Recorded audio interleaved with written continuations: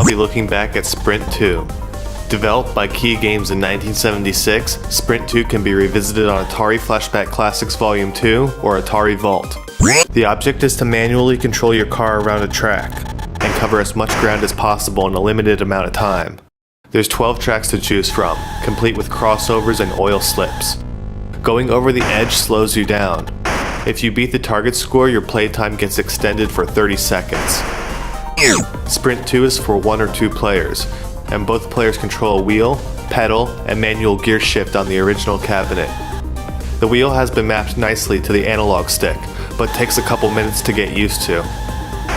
You can change between gears with either the 4 face buttons or L1 and R1, which I found much easier.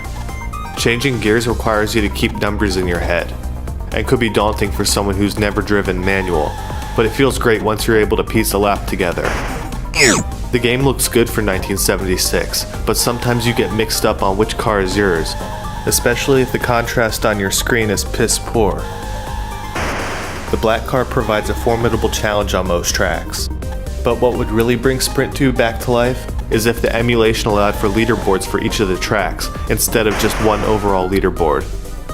The sounds of the engine and gear change provides the necessary audio cues, but I wish there was a visual indicator for which gear I was in.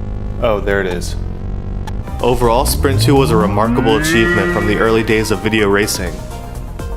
First time I played this, I was impressed, but then I found out it was released in '76 and I almost couldn't believe it. I had it figured for '79.